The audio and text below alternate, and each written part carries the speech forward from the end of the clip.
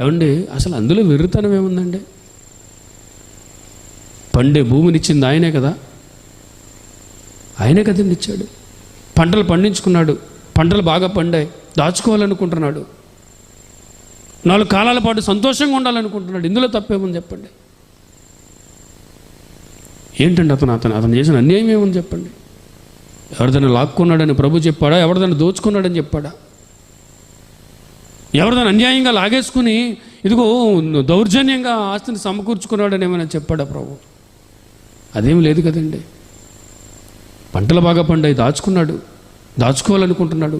కొన్ని కాలాల పాటు లేదు, కొన్ని సంవత్సరాల పాటు సుఖంగా బ్రతకాలనుకుంటున్నాడు. ఇందులో తప్పేముంది ప్రేమ దేవుని వల్లరా? ఎందుకు వెర్రివాడు అంటున్నాడు? ఈరోజు యావత్తు మానవ జాతి ఇదే వెర్రితనంలో బతికేస్తుందండి. యావత్తు మానవ జాతి ఇదే వెర్రితనంలో కొట్టుకుపోతుంది. నిజంగా ధనవంతుడు ఏమాత్రం కామన్ సెన్స్ ఉన్నా ఏం ఆలోచించాలండి? ఏం ఆలోచించాలి? అసలు ఈ భూమి ఎందుకు పండుతుంది? లేదా అసలు నేను ఎవరిని, అసలు అందరూ చచ్చిపోతున్నారు కదా, ఎక్కడికి వెళ్ళిపోతున్నారు, అసలు మరణించిన తర్వాత ఏం జరుగుతుంది, అసలు ఇంతవరకు మరణించిన వారు ఎక్కడున్నారు, అసలు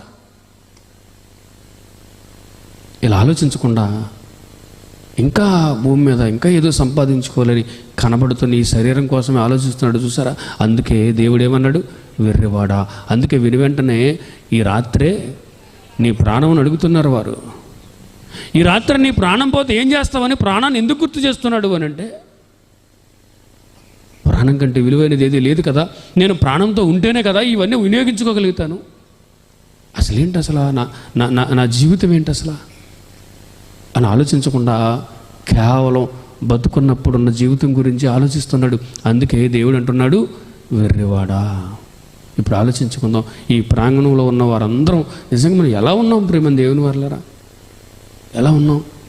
తెలివైన వారుగా ఉన్నామా? వెర్రివారుగా ఉన్నామా? ఒకసారి ప్రశ్నించుకోండి. ఉదయం లేచింది మొదలు రాత్రి పడుకునే వరకు ఎప్పుడైనా నేను ఒక ఆత్మను తిరిగి వెళ్ళిపోవలసిన వాడను అని ఎప్పుడైనా మనకు జ్ఞాపకం వస్తుందా? నిజంగా చెప్పండి, ఈరోజు ఉదయం నుంచి ఈ రోజు వరకు ఒక్కసారైనా మీకు గుర్తొచ్చిందా? నేను ఆత్మను కదా, తిరిగి వెళ్ళిపోవలసిన వాడను కదా,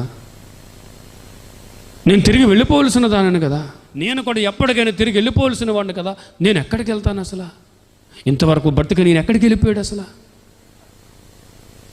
చూసారా ఎక్కడ మోసపోయిందో అర్థమవుతుందా ప్రేమ దేవుని వల్లరా?